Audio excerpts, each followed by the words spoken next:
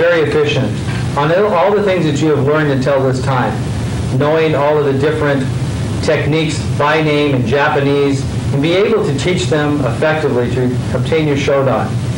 One of the most important things in the test that I also grade for is your ability to handle a knife-wielding attacker. It doesn't mean that you have to be 100% prominent to where you never ever get cut, but I do want you to see you take away a knife and at least once or twice from somebody that's pretty proficient at coming at you with a blade. And usually that happens to be, well, you may be able to guess, especially when you get by some of the other instructors. But this is fun. I'd like to show you a few ways of looking at ways of taking away blades. Notice as a knife comes at me, that basically is coming right into my midsection. But there's actually, it would like split me in half in a sense. I really only have to move half of me, not all of me. Some people's tendency is that they have to move all their body, which allows the other person to slash across. So on a knife attack, as this knife comes in, notice it's coming in right into my center. Primarily, usually when most people make cuts, it's into the center themselves. I really only need to move half of me instead of all of me. What I mean by that, here comes the attack is coming in. I only have to move one half. I either have to move this half or I have to move this half out of the way. The tendency for most people is to move all of themselves, which allows this other person to cut back through the body. One of the things in moving my body into this position, it puts myself between the weapon and my attacker, which allows me many different aspects, those of being able to disarm the blade, being able to attack the person that's attacking me, to effectively take them to the ground and still have the weapon itself without getting cut. The beginning drill to practice first is just having your hands up and just turning. Having the person practice coming straight to the middle. And yes, they may get pretty close. That's okay. This is just a beginning concept, a beginning idea. I can learn to put my hand right on top of their hand. A couple of the very first things that you want to look at, if at all possible, when an attacker is coming with a knife, is to find out how long the blade is. This is going to tell you some of the lengths of his ability to reach. Even though you're going to want to move inside that, it's a good idea to look and notice how long the blade is. You also want to notice if it has one edge or it has two edges. Some blades have a double edge, the edge on the bottom and an edge on the top. This will make a difference in your disarming. You also want to notice if the blade is down or if the blade has been turned up. There are many, many types of disarms. It is possible to grab a hold of this blade and take it and twist it out. A blade primarily cuts with a back and forth motion versus a straight, flat motion. This is a very, very dangerous way to disarm. That may be your only option in the middle of a fight. I'm not suggesting that you take it, but I just want you to be aware of it. In case you find your hand on a blade, do not move it. If their flow moves, you need to go with it, and you will not get cut, even if it's a razor-sharp blade. This is very, very difficult, but it still may save your life. I tell you about this because this is a tendency for a lot of beginners to do. If it only has a single edge, it's very easy taking the blade out. By having your hand on top, you can't put your fingers right on the edge of the blade, so that you're not on the blade itself, but on the edge of the blade so it can twist out of the hand. You can also, by rotating the person's hand over, you can cause pressure on the wrist as a double action. One goes down and the other goes up. Turning over, releasing. This hand can come in here against the flat of the blade, even if it's a double edge, against the flat of the blade, and push until it comes out into the hand. Once more, it's just here, the flat of the blade.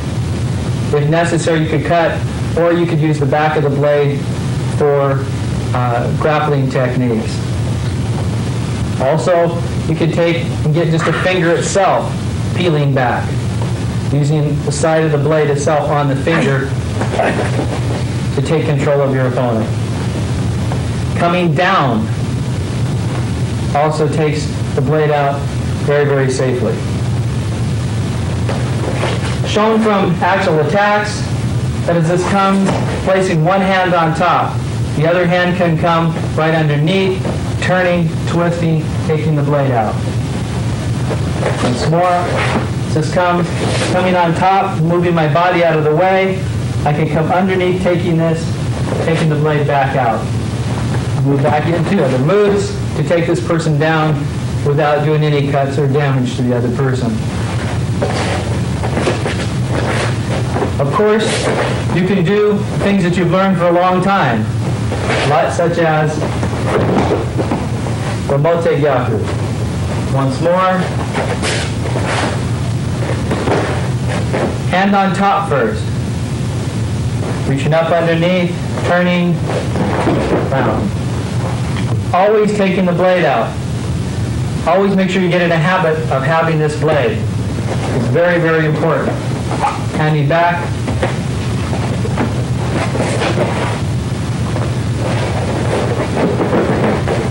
Taking the wrist down to take the blade out.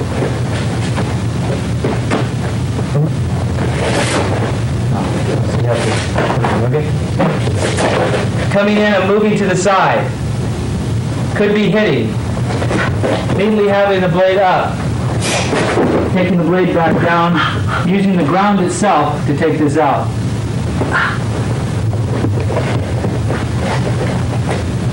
Once more, with my body, going back, coming down, close up of hand release. Okay. The attack comes into my body. I'm moving out of the way. I'm having my hand in this position so as this attack comes, if he wants to change, I'm sliding along his arm.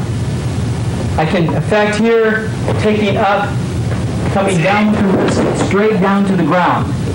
See, in close up, I use the weight of my body on his hand to make sure that I get a diss off. Some other ideas is moving my body off at another angle. Once more, coming in here, moving my body away, taking the blade out. Catching here, turning it back, taking down, blade coming out.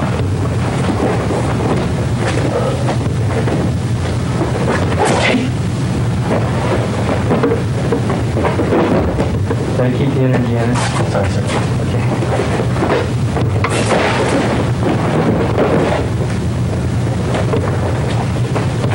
The sloshing type cut, this is not where I want to be. I can learn to move this up and over to where I can turn, take the blade away. I can take and move this down to other positions to take the blade away.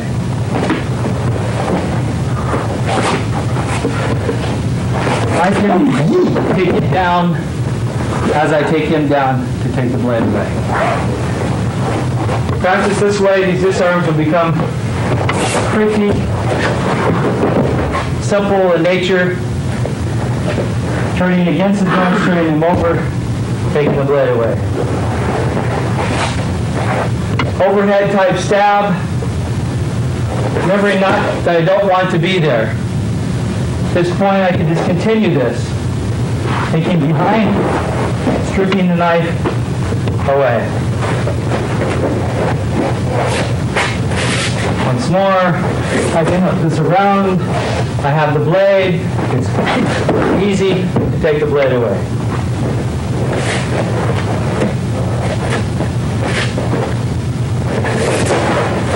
Here.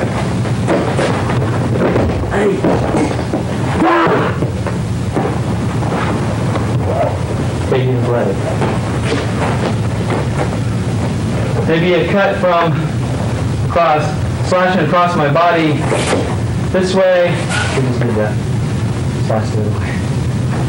Yeah. Slash this way across my body. Again, let's move in here. Oh, missed that one. Sweaty. Cut from the other side. Holding on tight.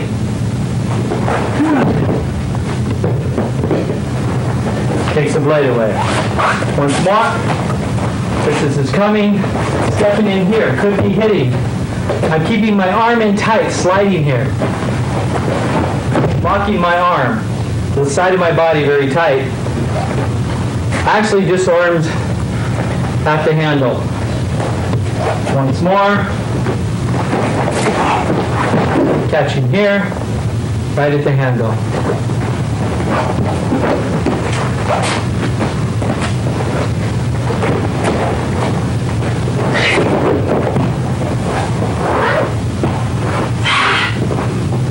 Taking the blade away.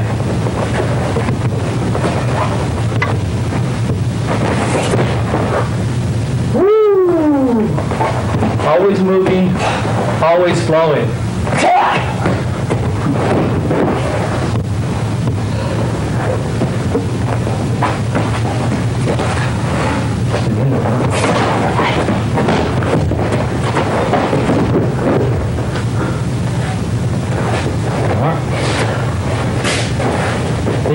There are endless variations and possibilities of these things. These give you some ideas and some concepts of disarming knife attacks.